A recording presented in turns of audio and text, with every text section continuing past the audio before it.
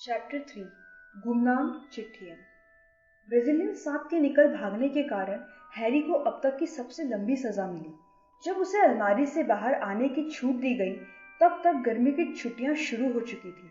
Dudley अपना नया video camera तोड़ चुका था, रिमोट कंट्रोल वाले हवाई जहाज को चकनाचूर कर चुका था और पहली बार रेसिंग बाइक चलाते समय बूढ़ी मिसेस फिक को तब टक्कर मार चुका था जब वे बैसाखियों के सहारे प्रिविट ड्राइव की सड़क पार कर रही थी। हैरी खुश था कि स्कूल बंद हो गया, पर डडली के गैंग से बचने का कोई उपाय नहीं था क्योंकि वे रोज घर आ धमकते थे।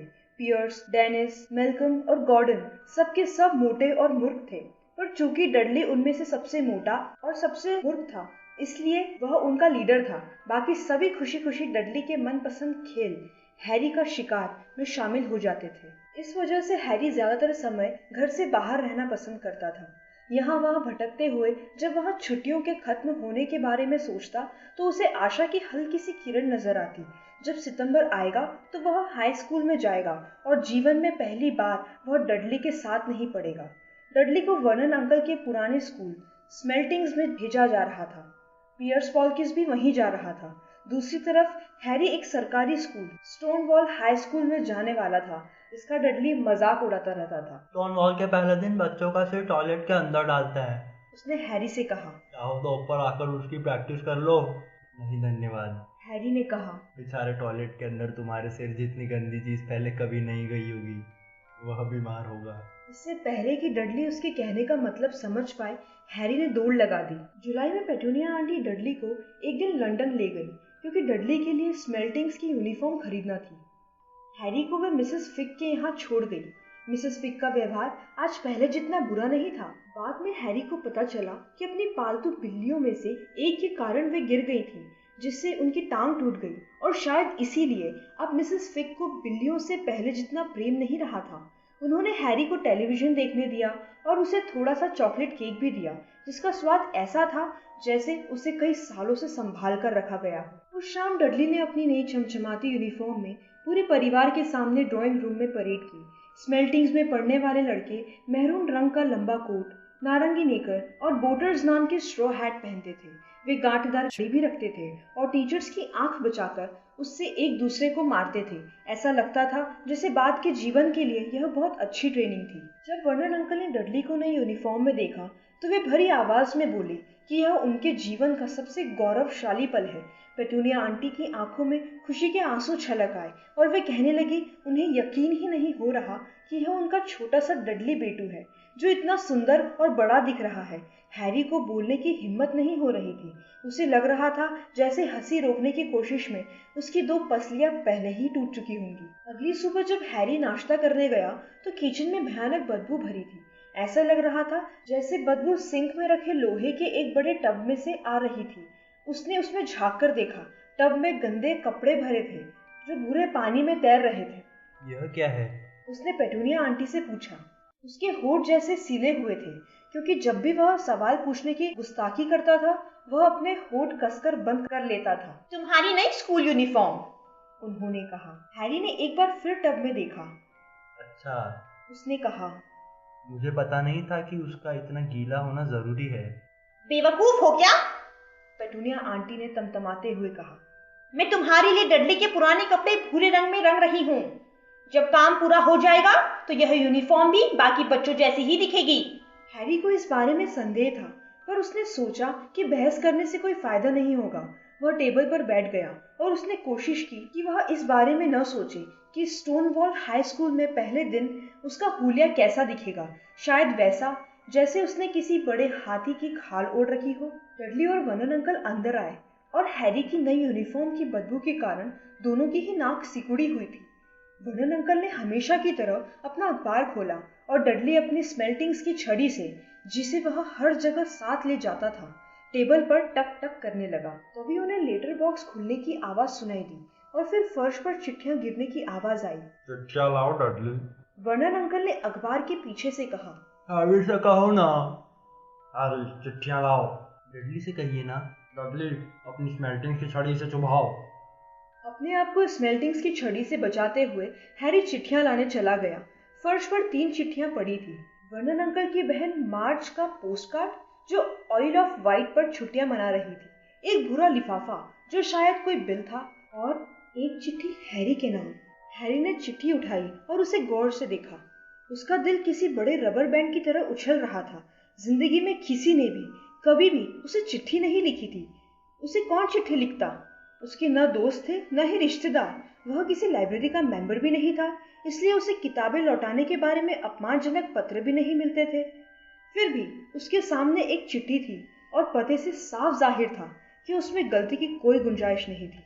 मिस्टर एच पॉटर, सीढ़ियों के नीचे वाली अलमारी, 4 प्रिवेट ड्राइव, लिटिल विंजिंग, सरे।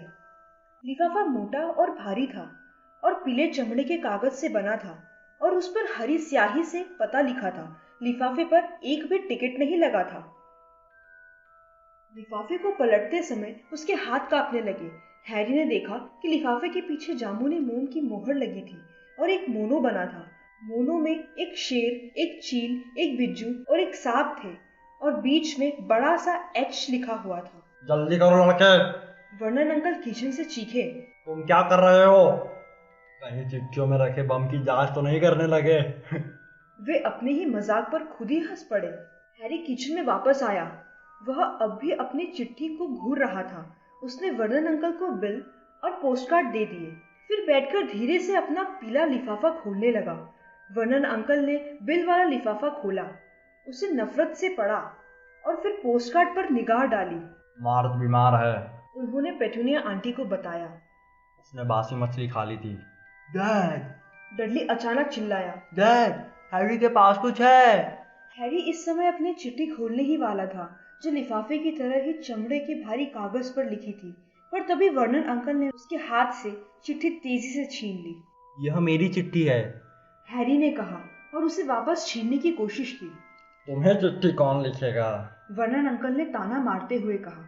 उन्होंने एक हाथ से चिट्ठी खोली और उस पर नजर दौड़ाई।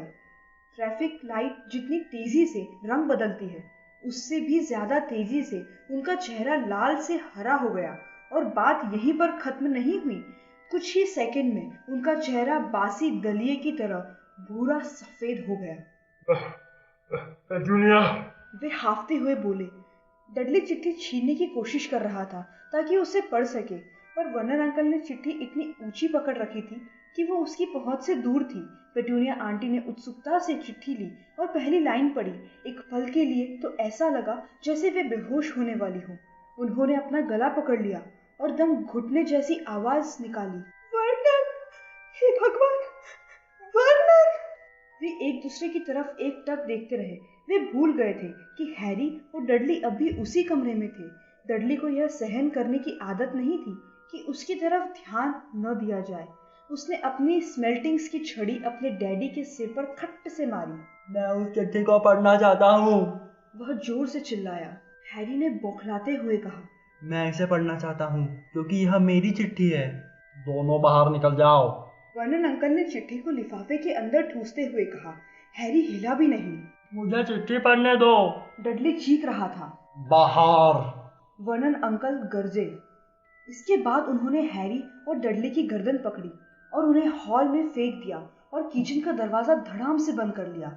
हैरी और डडली तत्काल में एक जोरदार पर खामोश लड़ाई होने लगी कि चाबी के छेद में से कौन सुनेगा। डडली इस लड़ाई में जीत गया और इसलिए हैरी, जिसके एक कान पर उसका चश्मा लटक रहा था, पेट के बल लेटकर उस दरार में से सुनने लगा जो दरवाजे और फर्श के बीच थी। वर्नन, पेटूनिया आंटी कांपती आवाज में कह रही थी, पता देखो, उन्हें कैसे मालूम वह कहाँ सोता है? कहीं ऐसा तो नहीं वे घर पर नजर रख रही हो? नजर रख रहे हो, जासूसी कर रहे हो, पीछा कर रहे हो, कुछ भी हो सकता है। वर्नन अंकल बहुत परेशान आवाज में बोले। पर वर्नन, हम क्या करें? इसका जवाब दे या कह दे कि हम नहीं चाहते। हैरी को दिख रहा था कि वर्नन अंकल के चमकते काले जूते किचन में इधर से उधर आ जा रहे थे। नहीं, उन्होंने फैसला करते हुए कहा, नहीं, हम इसकी तरफ ध्यान नहीं देंगे। अगर उन्हें कोई जवाब नहीं मिलेगा तो हाँ, यही सबसे अच्छा रहेगा। हम कुछ भी नहीं करेंगे। पर मैं अपने घर में उस तरह की कोई चीज़ नहीं चाहता पेटूनिया। जब हमने उसे घर में रखा था तो क्या हमने उस वक्त यह कसम नहीं खाई थी कि हम यह खतरनाक बेवकूफ़ी बंद कर देंगे। उस शाम को ऑफिस से लौटने के बाद वर्नन अंकल ने एक ऐसा काम किया जो उन्होंने पहले कभी नहीं किया था। वे हैरी की अलमारी में उससे मिलने गए। जैसे ही वर्नन अंकल दरवाजे में जैसे तैसे घुसकर अंदर आए, हैरी ने पूछा, मेरी चिट्ठी कहाँ है? मुझे किसने चिट्ठी लिखी है? किसी ने नहीं, उस पर गलती से तुम्हारा नाम लिखा हुआ था। वर्नन अंकल ने रूखेपन से कहा। मैंने चिट्ठी जला दी है, कहीं कोई गलती नहीं थी। हैरी ने गुस्से से कहा, उस पर मेरी अलमारी का पता लिखा था। चुप रहो। वर्नन अंकल इतने जोर से चीखे कि छत से 2 मकड़ियां नीचे गिर पड़ी। कई गहरी सांसें लेने के बाद वर्नन अंकल ने अपने चेहरे को मुस्कुराने के लिए मजबूर किया, जो बहुत कष्ट में दिख रहा था। अच्छा हाँ हैरी, इस अलमारी के बारे में तुम्हारी आंटी और मैं सोच रहे थे। अब तुम्हारे हिसाब से ये अलमारी छोटी पड़ने लगी है। हमने सोचा अच्छा यही रहेगा कि तुम डडली के दूसरे बेडरूम में रहने लगो। क्यों? हैरी ने कहा। सवाल मत पूछो। अंकल ने गुर्राते हुए कहा। अपना सामान ऊपर ले जाओ अभी। डर्सली परिवार के घर में 4 बेडरूम थे। एक वर्नन अंकल और पेटूनिया आंटी के लिए, दूसरा मेहमानों के लिए, आमतौर पर वर्नन अंकल की बहन मार्च, तीसरा जिसमें डडली सोता था, और चौथा जहां डडली अपने खिलौने और वे सारी चीजें रखता था जो उसके पहले बेडरूम में नहीं समा पाती थी। हैरी को अपना पूरा सामान अलमारी से इस कमरे तक ले जाने में सिर्फ एक ही चक्कर लगाना पड़ा। वह बिस्तर पर बैठा और उसने अपने चारों तरफ ध्यान से देखा। यहाँ रखी लगभग हर चीज टूटी फूटी थी। 1 महीने पुराना वीडियो कैमरा उस छोटे और सही सलामत टैंक के ऊपर पड़ा था, जिसे एक बार डडली ने पड़ोसी के कुत्ते के ऊपर चढ़ा दिया था। कोने में डडली का पहला टेलीविजन रखा था, जिसे उसने उस दिन लात मारकर तोड़ दिया था जब उसका मनपसंद सीरियल नहीं आया था। पक्षी रखने का एक बड़ा सा पिंजरा भी था, जिसमें कभी एक तोता रहता था, जिसकी अदला बदली करके डडली ने स्कूल के एक दोस्त से असली एयर राइफल ली थी। वह राइफल शेल्फ के ऊपर रखी थी और उसका कोना बुरी तरह पिचका हुआ था क्योंकि डडली उस पर बैठ गया था। बाकी के शेल्फों में किताबें रखी थी। कमरे में बस किताबें ही ऐसी दिख रही थी जैसे उन्हें कभी छुआ ही नहीं गया था। नीचे से डडली के अपनी माँ पर चिल्लाने की आवाज आ रही थी। मैं नहीं चाहता कि वह वहाँ रहे। मुझे वह कमरा चाहिए। उसे वहाँ से बाहर निकालो। हैरी ने आह भरी और बिस्तर पर लेट गया। कल तक यहाँ रहने के लिए वह सब कुछ दे सकता था, पर आज वह बिना चिट्ठी के इस कमरे में रहने के बजाय चिट्ठी के साथ उसी अलमारी में वापस जाने के लिए तैयार था। अगली सुबह नाश्ते की टेबल पर सब चुप थे। डडली सदमे में था। वह चीखा था, चिल्लाया था, अपने डैडी को अपनी स्मेल्टिंग्स की छड़ी से मारा था, बीमारी का नाटक किया था, अपनी माँ को लातें मारी थी, ग्रीन हाउस की छत से अपने कछुए को फेंका था, और इस सब के बाद भी उसे अपना कमरा वापस नहीं मिला। हैरी गुजरे हुए कल के इसी समय के बारे में सोच रहा था और दुखी हो रहा था कि काश उसने हॉल में ही अपनी चिट्ठी पढ़ ली होती। वर्नन अंकल और पेटूनिया आंटी एक दूसरे की तरफ रहस्यपूर्ण ढंग से देख रहे थे। वर्नन अंकल हैरी से अच्छा व्यवहार करने की कोशिश कर रहे थे और जब डाक आई तो उन्होंने डडली को डाक लेने भेजा। डडली पूरे हॉल में स्मेल्टिंग्स की छड़ी से हर चीज को ठोकता हुआ गया। फिर वह चिल्लाया, एक और चिट्ठी आ गई। मिस्टर एच पॉटर, सबसे छोटा बेडरूम, 4 पेविट ड्राइव। दबी हुई चीख के साथ वर्नन अंकल कुर्सी से उछले और उन्होंने हॉल में दौड़ लगा दी। हैरी उनके ठीक पीछे दौड़ रहा था। डडली के हाथ से चिट्ठी छीनने के लिए वर्नन अंकल को उसे जमीन पर गिराना पड़ा। यह काम और भी ज्यादा मुश्किल इसलिए हो गया क्योंकि हैरी ने पीछे से हाथ डालकर वर्नन अंकल की गर्दन पकड़ ली थी। 1 मिनट की उठापटक के बाद, जिसमें हर एक को स्मेल्टिंग्स की छड़ी कई बार पड़ी, वर्नन अंकल सीधे खड़े हुए। वे हाफ रहे थे और हैरी की चिट्ठी उनके हाथ में थी। अपनी अलमारी में जाओ। मेरा मतलब है अपने बेडरूम में। वे हैरी से हाफते हुए बोले। डडली, तुम भी जाओ, दफा हो जाओ। हैरी अपने नए कमरे में गोल गोल घूमता रहा। कोई जानता था कि वह अपनी अलमारी से निकलकर कहीं और सोने लगा था, और वह यह भी जानता था कि उसे चिट्ठी नहीं मिली। निश्चित रूप से इसका मतलब यह था कि वह दोबारा कोशिश करेगा और इस बार वह ऐसा इंतजाम कर लेगा ताकि वह उस तक चिट्ठी पहुंचाने में सफल हो जाए।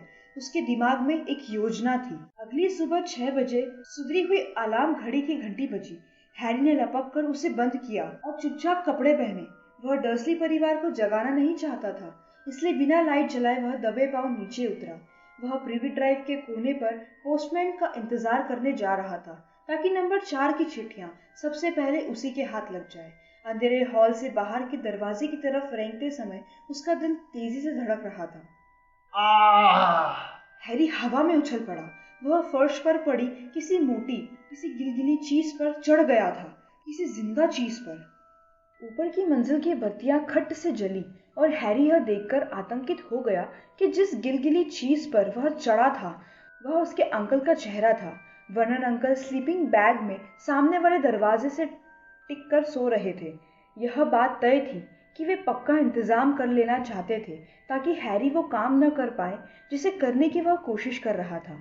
वे आधे घंटे तक हैरी को डांटते रहे और फिर उन्होंने उसे एक कप चाय बनाकर लाने को कहा।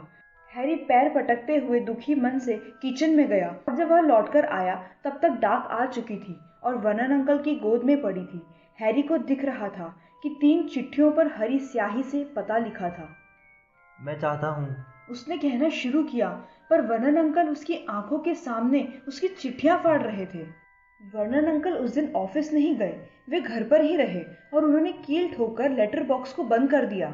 देखो, मुंह में कीलें भरी होने के बावजूद वे पेटूनिया आंटी को समझा रहे थे। जब वे लोग चिट्ठियां नहीं पहुंचा पाएंगे तो हार मान लेंगे। वर्नन, मुझे नहीं लगता कि वो लोग इतनी आसानी से हार मान लेंगे। अरे, वो लोग तुम्हारी और मेरी तरह थोड़ा ही सोचते हैं। उनके सोचने का ढंग बहुत अजीब होता है, वर्नन अंकल ने कहा और फिर उन्होंने एक कील को फ्रूट केक के उस टुकड़े से ठोकने की कोशिश की जो पेटूनिया आंटी उनके खाने के लिए लाई थी। शुक्रवार को हैरी के नाम की 12 चिट्ठियां आ गई। जब चिट्ठियां लेटर बॉक्स में से अंदर नहीं घुस पाई तो उन्हें दरवाजे के नीचे से सरकाकर अंदर डाला गया। कुछ चिट्ठियों को किनारे की दरारों से और कुछ को तो नीचे वाले बाथरूम के रोशनदान से अंदर डाला गया। वर्नन अंकल उस दिन भी घर पर ही रहे। सारी चिट्ठियों को जलाने के बाद उन्होंने हथौड़ी और कीलें उठाकर अगले और पिछले दरवाजों की सारी दरारें बंद कर दी। अब कोई अंदर तो क्या बाहर भी नहीं जा सकता था। काम करते करते वे टिप्टो थ्रू द ट्यूलिप्स गुनगुना रहे थे और जरा जरा सी आवाज पर चौंक जाते थे। शनिवार को स्थिति नियंत्रण से बाहर होने लगी। हैरी के नाम की 24 चिट्ठियां घर के अंदर घुस आई, जो 2 दर्जन अंडों के भीतर एक एक करके मोड़ी और छुपाई गई थी। उनका दूध वाला बहुत परेशान दिख रहा था जब उसने यह अंडे ड्राइंग रूम की खिड़की से पेटूनिया आंटी को दिए। वर्नन अंकल गुस्से से पागल होकर पोस्ट ऑफिस और डेयरी में फोन लगा रहे थे ताकि उन्हें कोई सही आदमी मिल जाए जिससे वे इसकी शिकायत कर सके। इस बीच पेटूनिया आंटी ने अपनी मिक्सी में वे चिट्ठियां पीस डाली। आखिर दुनिया में ऐसा कौन है जो तुमसे कुछ कहने के लिए इतना झटपट आ रहा है? डडली ने हैरी से आश्चर्य से पूछा। रविवार की सुबह नाश्ते की टेबल पर वर्नन अंकल थके हुए और थोड़े बीमार से दिख रहे थे, पर वे खुश थे। तुम्हारे को कोई डाक नहीं आती? उन्होंने अखबार पर मुरब्बा लगाते हुए उन्हें खुशी खुशी याद दिलाया। आज कोई बेहुदा चिट्ठी नहीं आ सकती। जब वे बोल रहे थे तभी किचन के चीमने से कोई चीज सरकती हुई नीचे आई और उनके सिर पर पिछले हिस्से पर चटाक से पड़ी। अगले ही पल चिमनी से 30 या 40 चिट्ठियां गोलियों की तरह बरसने लगी। बाकी सभी ने अपने सिर झुका लिए, पर हैरी चिट्ठी पकड़ने के लिए हवा में उछला। बाहर जाओ! वर्नन अंकल ने हैरी को कमर से पकड़ा और बाहर हॉल में फेंक दिया। जब पेटूनिया आंटी और डडली अपने चेहरों पर हाथ रखकर बाहर निकल गए तो वर्नन अंकल ने दरवाजा धड़ाम से बंद कर दिया। दरवाजा बंद होने के बाद भी बाहर से वे सुन सकते थे कि चिट्ठियां अब भी कमरे में तैरती हुई घुस रही थी और दीवार से फर्श पर टकरा रही थी। बहुत हो गया, वर्नन अंकल ने कहा। वे शांत लहजे में बोलने की कोशिश कर रहे थे, पर बोलते समय वे अपनी मूंछ के बाल लगातार उखाड़ते जा रहे थे। 5 मिनट में तुम सब चलने के लिए तैयार हो जाओ। हम लोग यहाँ से दूर जा रहे हैं। सिर्फ कुछ कपड़े पैक कर लो, कोई बहस नहीं। अपनी आधी मूंछ के बिना वे इतने खतरनाक दिख रहे थे कि उनसे बहस करने की किसी की हिम्मत नहीं हुई। 10 मिनट बाद वे लोग कीलों से बंद दरवाजों को झटके से खींचते हुए बड़ी मुश्किल से बाहर आए। कार में बैठे और कार हाईवे पर हवा से बातें करने लगी। डडली पिछली सीट पर सुबक रहा था। उसके डैडी ने उसके सिर पर मार दिया था क्योंकि अपने टेलीविज़न, वीसीआर और कंप्यूटर को स्पोर्ट्स बैग में पैक करने में उसने कुछ ज़्यादा ही समय लगा दिया। उनकी कार चलती रही और चलती रही, यहाँ तक कि पेटूनिया आंटी भी यह पूछने में डर रही थी कि वे जा कहाँ रहे थे। बीच बीच में वर्नन अंकल झटके से गाड़ी मोड़ लेते थे और कुछ समय तक विपरीत दिशा में कार चलाने लगते थे। जब वे झटके से गाड़ी मोड़ते थे तो वे यह शब्द बुदबुदाते थे, करने वालों अब क्या करोगे, क्या करने वालों अब क्या करोगे। दिन भर हो गया पर वे खाने पीने के लिए कहीं नहीं रुके। रात तक डडली दुखी होकर चिंघाड़ने लगा। उसकी जिंदगी में इतना बुरा दिन पहले कभी नहीं गुजरा था। वह भूखा था। उसके 5 मनपसंद टेलीविजन सीरियल छूट गए थे। यही नहीं, आज से पहले वह अपने कंप्यूटर पर किसी दुश्मन को मारे बिना इतने समय तक कभी नहीं रहा था। आखिरकार वर्नन अंकल एक गंदे से होटल के सामने रुके जो एक बड़े शहर के बाहरी हिस्से में था। डडली और हैरी एक ही कमरे में सोए जिसमें डबल बेड था और सिली हुई गंदी चादरें थी। डडली खर्राटे भरने लगा पर हैरी जागता रहा। वह खिड़की की चौखट पर बैठकर नीचे से गुजरती हुई कारों की रोशनियां देख रहा था और सोच रहा था। अगले दिन नाश्ते में उन्होंने बासी कॉर्नफ्लेक्स और ठंडे डिब्बा बंद टमाटर के साथ टोस्ट खाए। उन्होंने नाश्ता खत्म ही किया था कि तभी होटल की मालकिन उनकी टेबल के पास आई। माफ कीजिए, पर क्या आप में से किसी का नाम मिस्टर एच पॉटर है? मेरे पास रिसेप्शन में इस तरह की लगभग 100 चिट्ठियां रखी है। उसने एक चिट्ठी दिखाई ताकि वे हरी स्याही में लिखा पता पढ़ सके। मिस्टर एच पॉटर, कमरा नंबर 17, रेलव्यू होटल, कोकवर्थ। हैरी ने चिट्ठी को झपटना चाहा पर वर्नन अंकल ने उसके बड़े हुए हाथ को हटाकर एक तरफ कर दिया। मालकिन घूरती रही। मैं उन्हें ले आता हूँ, वर्नन अंकल बोले और जल्दी से खड़े होकर वे उसके पीछे पीछे डाइनिंग रूम से बाहर चले गए।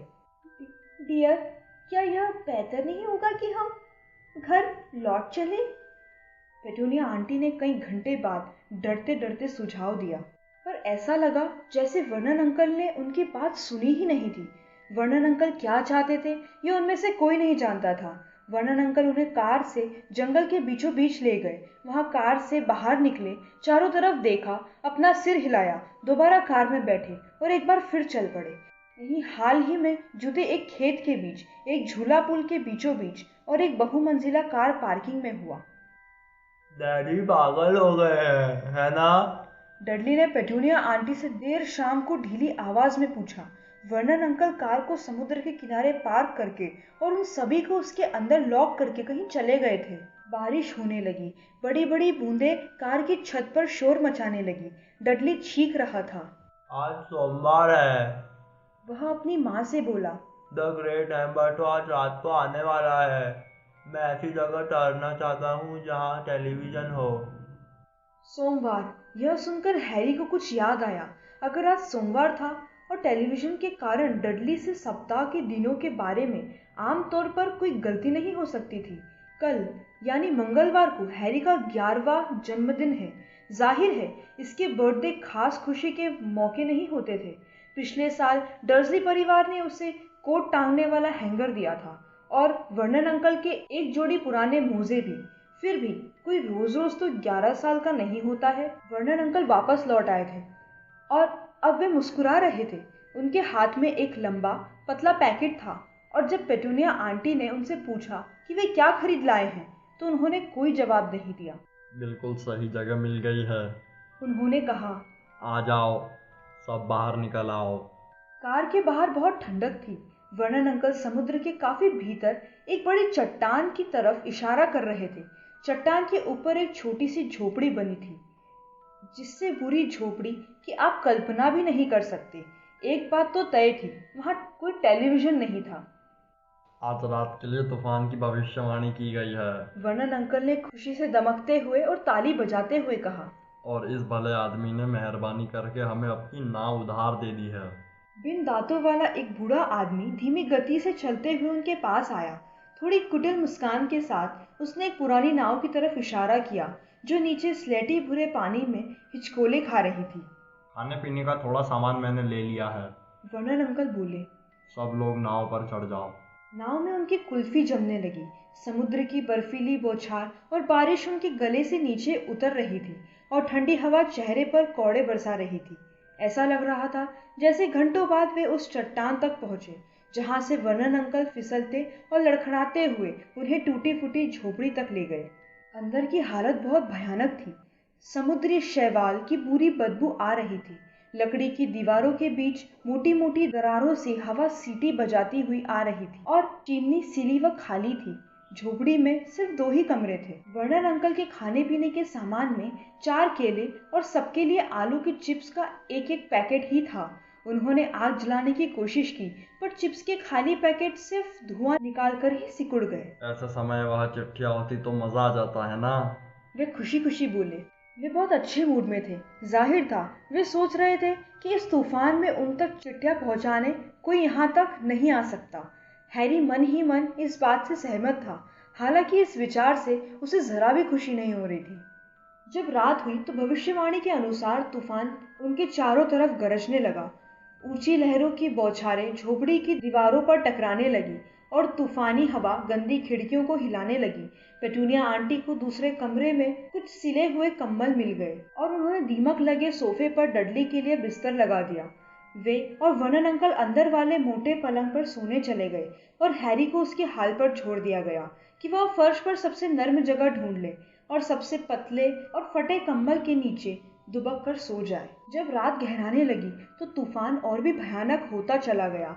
हैरी सो नहीं सका।